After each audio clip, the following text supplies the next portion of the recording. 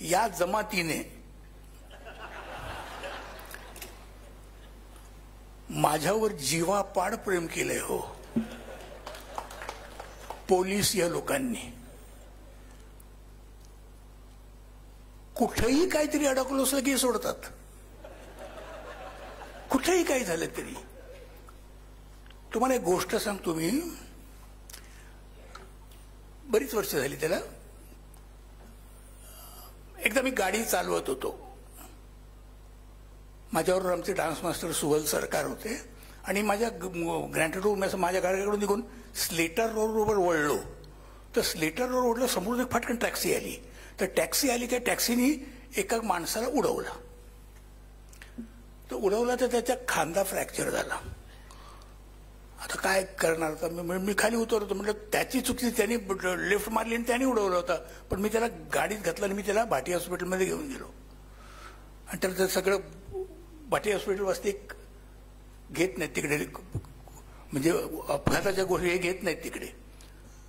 तर त्यांनी ती घेतली केस आणि त्यांनी सगळं केलं त्याचं. डॉक्टर खेर त्यावेळेस होते तिकडे. डॉक्टर खेर म्हणजे तुम्हाला माहीत असतील, उषा किरण यांचे मिस्टर ते होते तिकडे. त्याने ते सगळं केलं. त्यांनी ते म्हणाले, हा रे तू आहेस काय बघा, तू तर मी बघतो काय ते जाऊन. आणि त्याने ते सगळं केलं. बघा कोण कोण तयार असतं बघा करायला.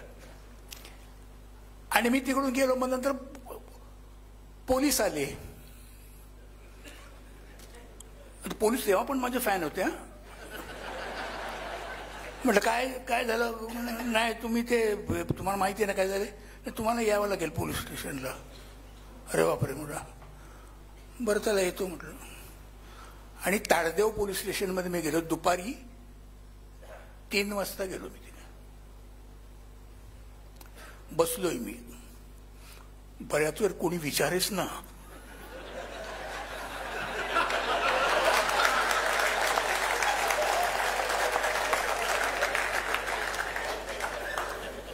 येत आहेत, बघतायत, जात आहेत.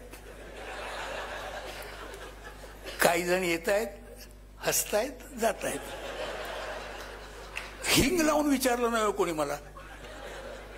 आता काय करायचं. मी आपला बसलोय असावं. 7 वाजेपर्यंत मी बसलो होतो तसाच. मला कुणीही विचारलं नाही तुमचं काय झालंय का, काही नाही. तेवढ्यात एक सब इन्स्पेक्टर होते, तिकडेच राहणारे, त्याच्यात राहत होते, पोलीस स्टेशन लेवल. ते आले, म्हणाले अशोकजी एक रिक्वेस्ट आहे. म्हटलं काय. माझ्या मुलाचा आज वाढदिवस आहे.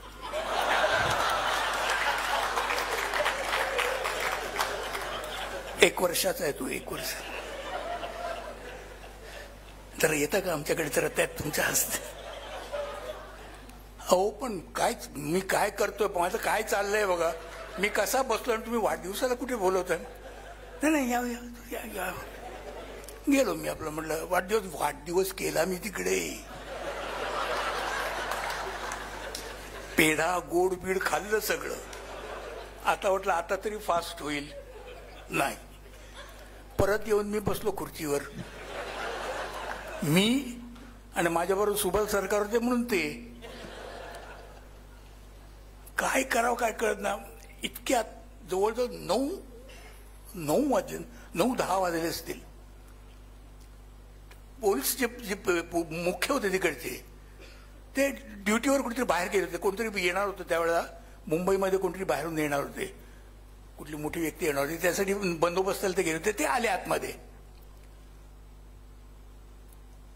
तर तुम्हाला सांगतो, जे पोलीस स्टेशन आहे त्याला लागूनच ताडदेवची झोपडपट्टी आहे. असं पाठीपाठीचा डोंगर मोठा आणि पाठी सगळी झोपडपट्टी. आणि तुम्हाला आश्चर्य वाटेल, जवळजवळ 3000 लोक पोलीस स्टेशनमध्ये आले होते. कशाला.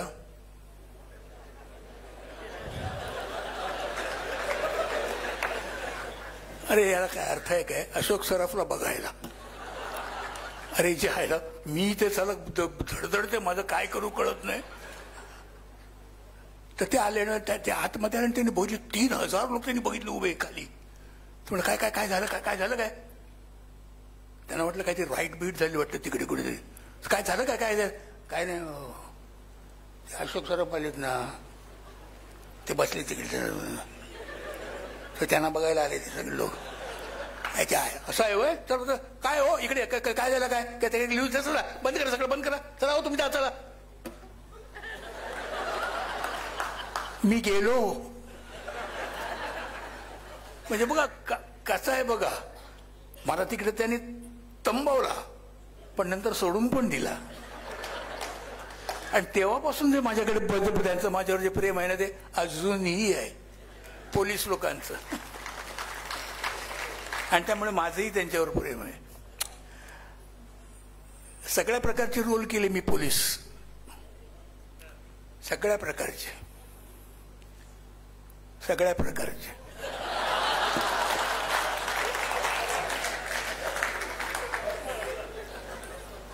काही करत असतील ते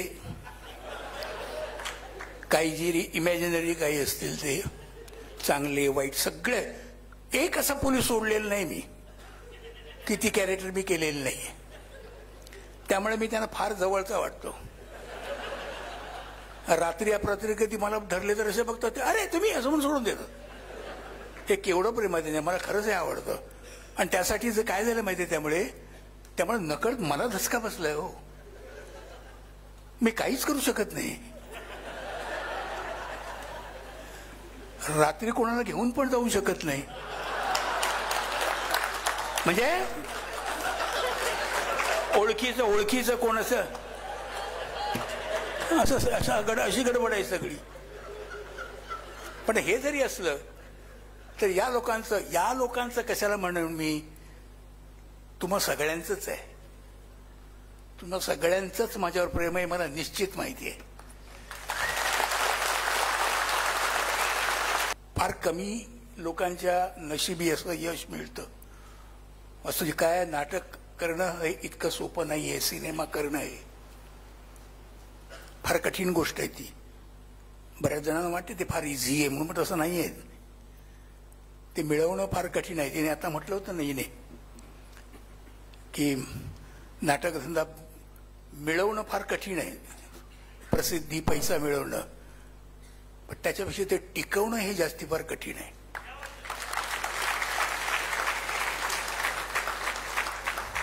आज तुम्ही असल्यानंतर तुम्ही पुढे एखादा केल्यानंतर तुम्ही असाल किंवा नसाल हे कोणीच सांगू शकत नाही पण जेव्हा तुम्ही आज असाल तेव्हा पुढे तुम्ही कसे असू शकाल याचा विचार तुम्ही त्यावेळेला केला तर तुम्ही राहू शकता आणि माझ्या आयुष्यात मी फक्त तेवढाच विचार केला की मला आत्ता जे मी करतोय हे मी आत्ता केलं पण समजा याच्यापेक्षा काही वेगळं करता आलं तर त्याच्यानंतर परत दुसरं हे याच्यापेक्षा काही वेगळं करता आलं तर असं मी वेगळं करत राहिलो आणि सगळ्यात आवडीची गोष्ट माझ्या मजेची गोष्ट म्हणजे हे सगळं तुम्हाला आवडलं त्यामुळे मी फार नशीबवान माणूस आहे असं मी म्हणेन आपल्या सगळ्या मराठी लोकांच्या दृष्टीने फार मी काहीतरी केल्याची मला जाणीव होते आणि आपला मराठी ऑडियन्स हा इतका साधा नाही आहे म्हणजे बोलू नये पण तो थोडासा खडूस आहे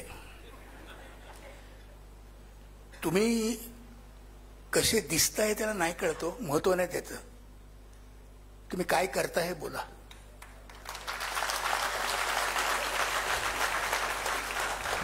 मी नेहमी सांगतो की तुम्ही काय करता हे बोला तुम्ही दिसता ही इमॅटेरियल गोष्ट आहे ती आम्हाला नको आहे तुम्ही कसं काम करता आणि तुमचा कॅरेक्टर तुम्ही कसं आमच्या पुढे ठेवता ते आम्हाला सांगा हे तसं नसतं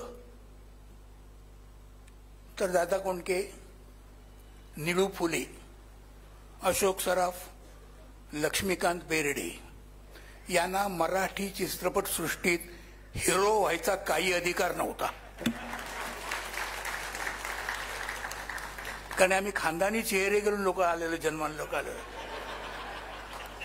पण तरी देखील आमच्या बाबतीत आमच्या सगळ्यांच्याच बाबतीत पण मी लोकांनी चेहरा हा गोष्ट इमॅटेरियल ठरवली आणि ज्यांनी ज्यांनी चांगलं कामं केली त्यांना ते सतत पाठीशी उभे राहिले आणि त्याचंच हे फलित जे आहे या सगळ्या गोष्टीचं तेच म्हणजे हा आजचा पुरस्कार, गौरव पुरस्कार.